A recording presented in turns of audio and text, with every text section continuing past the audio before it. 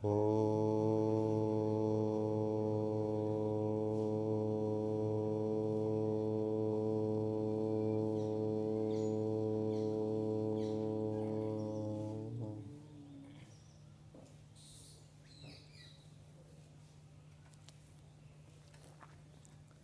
समादरणीय धार्मिक सज्जन वृंद,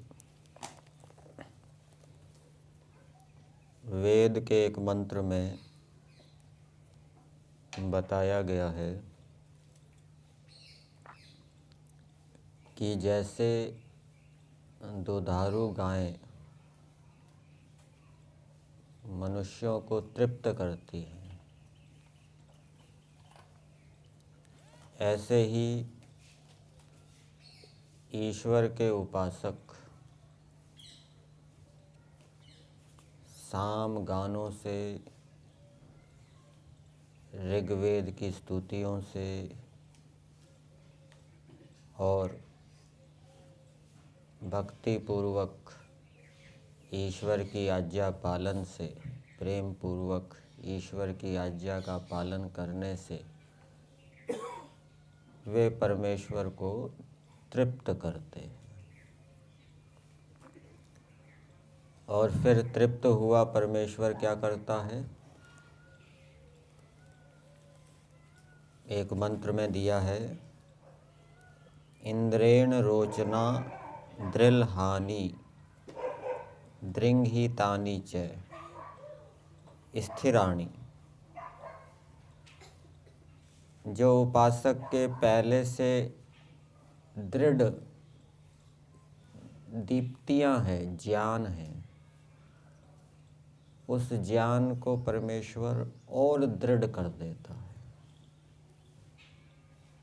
इतना दृढ़ कर देता है कि योग दर्शन की भाषा में विवेक ख्याति रविप्लवा हानोपाय।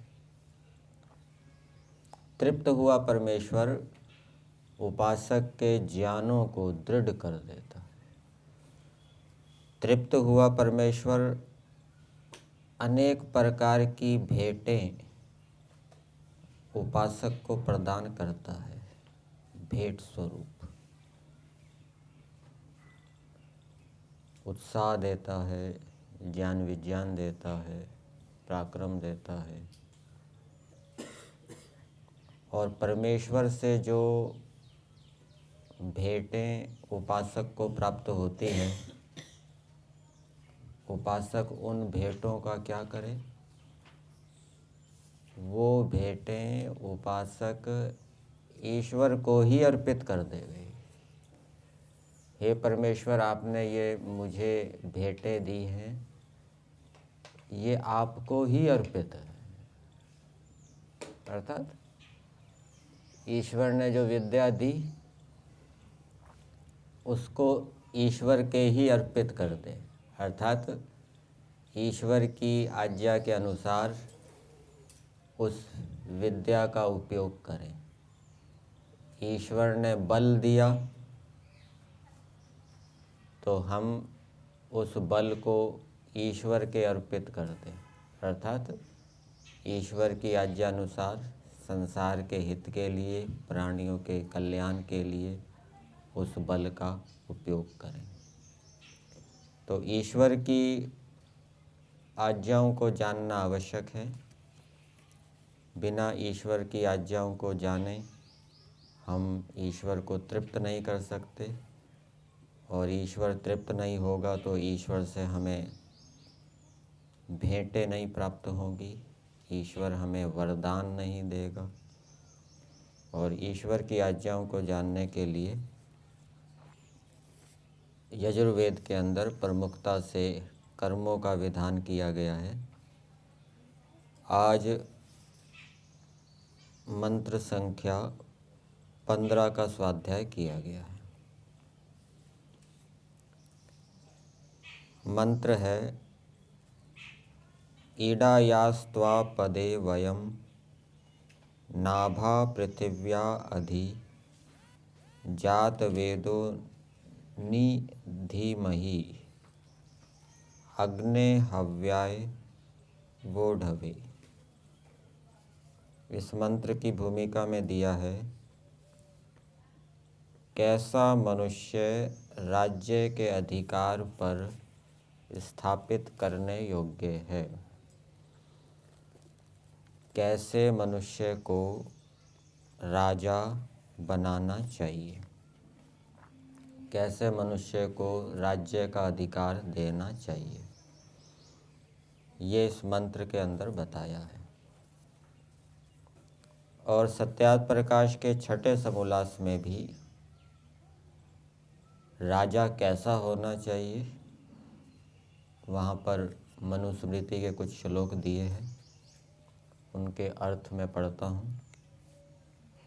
वह सभेश राजा, सभेश का मतलब क्या होता है? सभा का स्वामी राजा, विद्युत के समान शीघ्र ऐश्वर्य करने वाला हो, विद्युत के समान शीघ्र अपनी प्रजाओं को ऐश्वर्यों से युक्त कर दे। धन संपत्ति, आध्यात्मिक संपत्ति और भी अच्छे अच्छे गुण कर्म स्वभाव, वायु के समान सबके प्राणवत प्रिय हो, सभी प्रजाओं का वो प्रिय होना चाहिए राजा, प्राण के समान। और हृदय की बात को जानने वाला हो, इसके हृदय में क्या है, उसकी चेष्टाओं से, वाणी से, सब उसके मन की या हृदय की बात को वो जान जाए। यम पक्षपात रहित न्यायाधीश के समान वर्तने वाला हो, सूर्य के समान न्याय धर्म विद्या का प्रकाशक, न्याय का प्रकाशक, धर्म का प्रकाशक, विद्या का प्रकाशक हो, अंधकार अर्थात अविद्या अन्याय का निरोधक, अग्नि के समान दुष्टों को भस्म करने वाला, वरुण अर्थात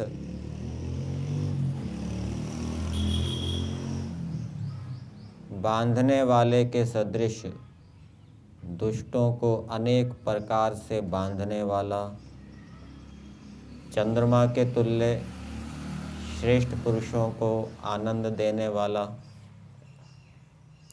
और धनाध्यक्ष के समान कोशों का पूर्ण करने वाला सभापति हो।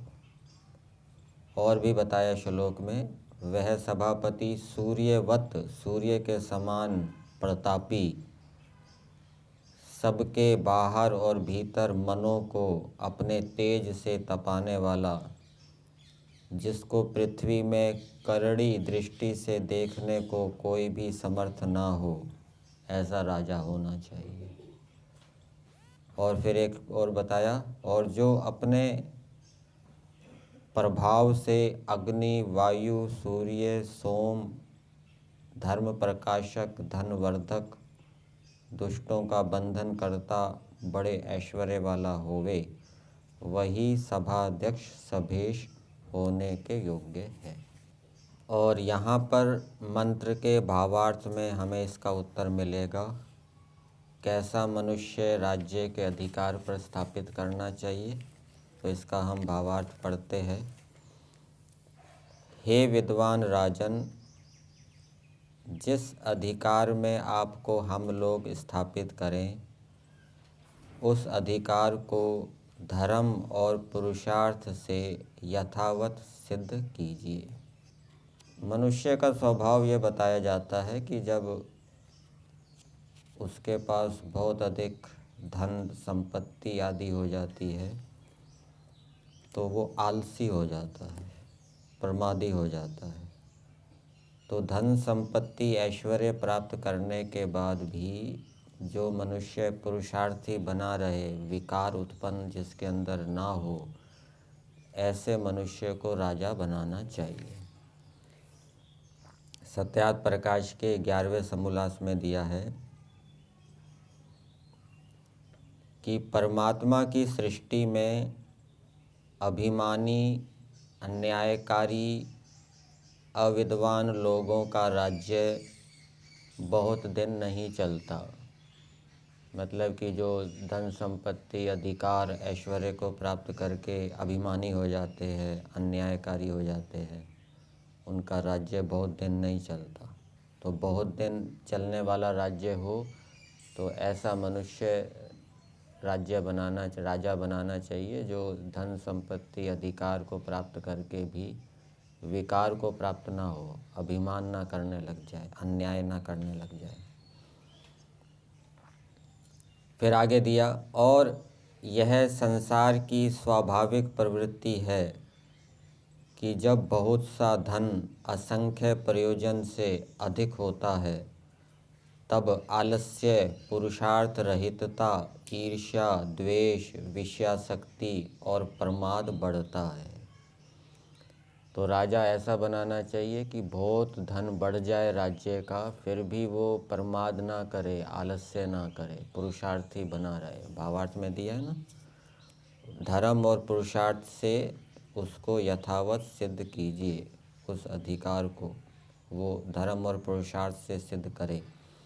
तो बहुत राज्य उसका बढ़ जाए फिर भी वो अभिमानी ना हो, आलसी प्रमादी ना हो, ईर्ष्या द्वेष ना करे, विषयासक्त ना हो।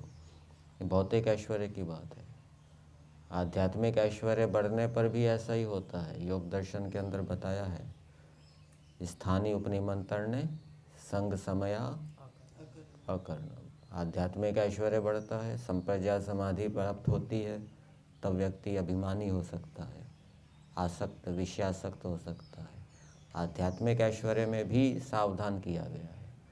और भौतिक ऐश्वर्य प्राप्त होने पर भी राजा ऐसा होना चाहिए, वो दृढ़ रहे, वो विषयासक्त ना हो, अभिमानी ना हो।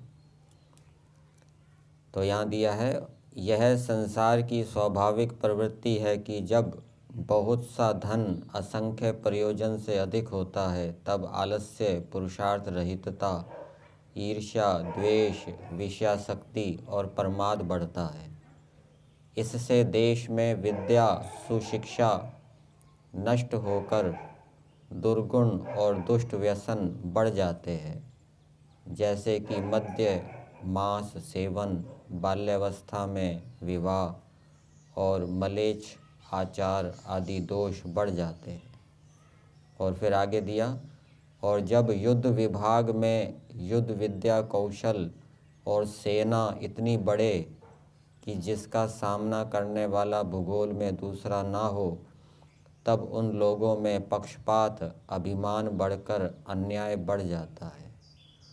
और जब ये दोष हो जाते हैं तब आपस में विरोध होकर अथवा उनसे अधिक दूसरे छोटे कुलों में से कोई ऐसा समर्थ कुल खड़ा होता है कि उनका पराजय करने में समर्थ होवे। तो फिर वो उस राजा के विरोधी खड़े हो जाते हैं। विरोधियों में भी ऐसे ऐसे समर्थ उत्पन्न हो जाते हैं जो उस राजा का मूलोच्छेदन कर देते हैं। तो राजा ऐसा होना चाहिए जो अधिकार को प्राप्त करने के बाद भी पुरुषार्थी बना रहे, विकार से युक्त ना हो, अन्याय से युक्त ना हो। हम इतिहास के अंदर देखते हैं, हैदराबाद के निजाम के बारे में आपने सुना होगा।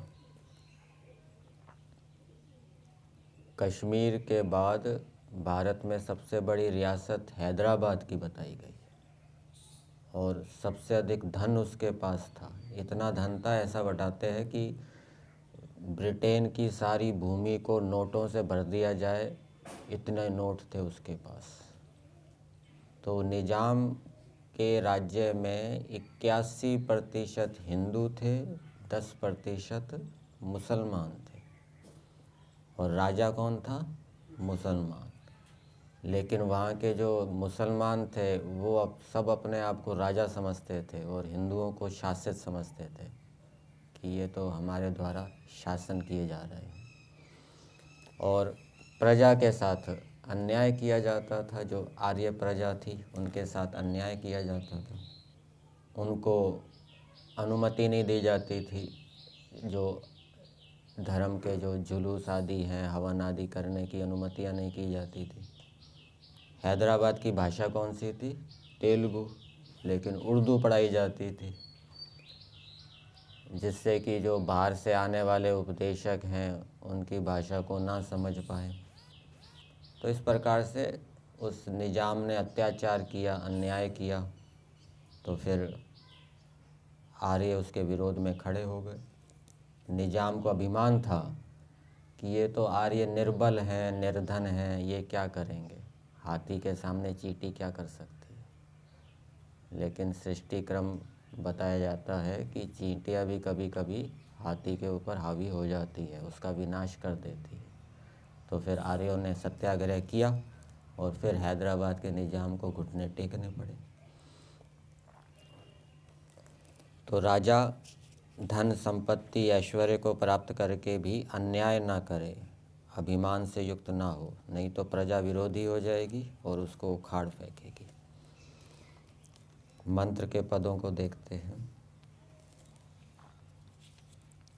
ईडायास्त्वा पदे वयम नाभा पृथिव्या अधि। पदार्थ में दिया है हे जात वेदः, उत्पन्न बुद्धि वाले, अर्थात राजा को विद्वानों का संग करके, वेद आदि शास्त्रों को पढ़ के, विद्या से युक्त बुद्धि वाला होना चाहिए। विद्वानों का संग करके जिसकी विद्या से युक्त बुद्धि उत्पन्न हो गई है, ठीक है, ऐसा विद्वान होना चाहिए राजा।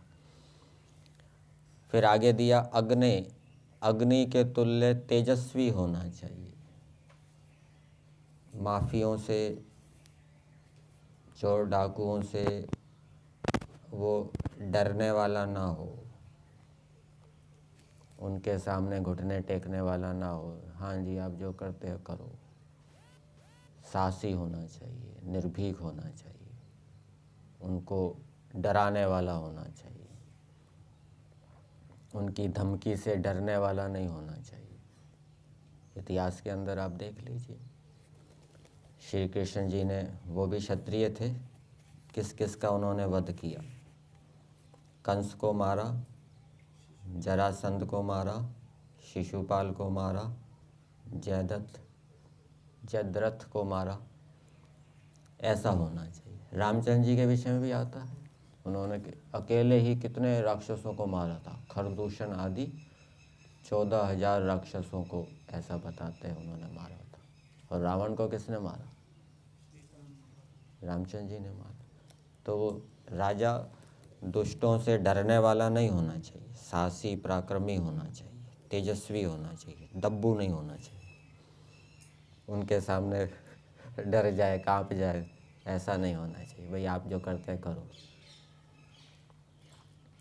तो अग्नि के तुल्य तेजस्वी विद्वान राजन, ये दो विशेषताएं मंत्र के अंदर बताई राजा की। फिर आगे बता रहे हैं वयम, अध्यापक तथा उपदेशक हम लोग, ईडायः प्रशंसित वाणी की पदे व्यवस्था तथा पृथिव्यः विस्तृत भूमि के अधि ऊपर नाभा मध्य भाग में आपको देने योग्य पदार्थों को वोढवे प्राप्त करने व कराने के लिए निधिमहि निरंतर स्थापित करते हैं। तो प्रजा का ये कर्तव्य है कि वो निरंतर ऐसे राजाओं को ही चुने, निरंतर, जो तेजस्वी हो, पराक्रमी हो, निर्भीक हो, विद्वान हो, पुरुषार्थी हो, दृढ़ हो। ऐसा नहीं कभी तो न्यायकारी राजा को बना दिया, कभी अन्यायकारी को बना दिया। इसलिए नि विशेषण दिया है, निधिमहि, निरंतर स्थापित करें पृथ्वी के ऊपर। कौन स्थापित करें? राजा को चुने कौन, चुनने वाले कौन हो? तो बता रहे हैं वयम, वयम का अर्थ दिया अध्यापक तथा उपदेशक। अध्यापक होता है विद्वान, वेद आदि शास्त्रों का विद्वान। जैसे ब्राह्मण होता है वो अध्यापक होता है, वो पढ़ने पढ़ाने का काम करता है। और उपदेशक भी धार्मिक होता है, ठीक है ना। तो धार्मिक विद्वान लोग ही राजा का चयन करें। जो अधार्मिक हैं, मूर्ख हैं, ऐसे लोग राजा का चयन ना करें। ये मंत्र के अंदर बताया गया है। तो हम अध्यापक तथा उपदेशक लोग प्रशंसित वाणी की व्यवस्था में आपको स्थापित करते हैं। अर्थात राजा जब अधिकार को प्राप्त कर ले तो वो इस प्रकार से न्याय करे जिससे कि लोगों में उसकी प्रशंसा हो। और राजा की प्रशंसा होगी, राजा यदि वेद आदि शास्त्रों का विद्वान होगा तो इससे वेद आदि शास्त्रों की भी प्रशंसा होगी, इससे ईश्वर की भी प्रशंसा होगी।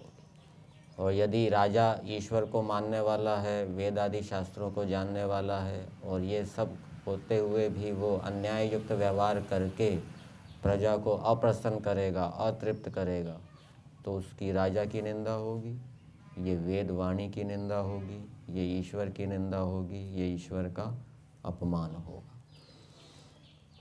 तो ऐसा राजा को नहीं करना चाहिए जिससे कि वेद वाणी ईश्वर की निंदा हो, अपमान हो, अपितु ऐसा व्यवहार करना चाहिए जिससे वेदों की प्रशंसा हो, ईश्वर की प्रशंसा हो। और फिर पृथिव्याः विस्तृत भूमि के ऊपर मध्य भाग में, तो राजा का जो राज्य होना चाहिए, अब ये पृथ्वी की बात आई है, चक्रवर्ती राजा बनना चाहिए।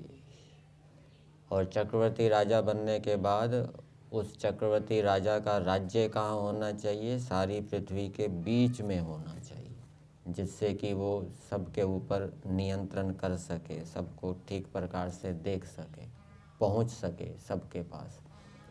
पृथ्वी के ऊपर राजा राज्य है, लेकिन एक किनारे पर उसका राज्य है, तो दूरस्थ देशों में जाने में उसको बहुत समय लगेगा, कठिनाई होगी। बीच में उसका राज्य होगा तो वो कहीं पर भी जाए उसको समान समय शक्ति लगेगी। और फिर आगे बताया है, त्वा आपको हव्याय देने योग्य पदार्थों को वोढवे प्राप्त कराने के लिए। तो राजा को राज्य के अधिकार पर इसलिए बिठाया जाता है जिससे कि प्रजा को जो देने योग्य पदार्थ हैं वो प्रजा को अच्छी प्रकार से दे सके। प्रजा को पानी चाहिए, प्रजा को बिजली चाहिए, प्रजा को स्वास्थ्य चाहिए, प्रजा को शिक्षा चाहिए, प्रजा को अन्न चाहिए, प्रजा को नौकरी चाहिए, धन चाहिए, ठीक है ना। तो राजा ऐसा योग्य हो कि वो प्रजा की सभी कामनाओं को, आवश्यकताओं को अच्छी प्रकार से पूरा कर सके।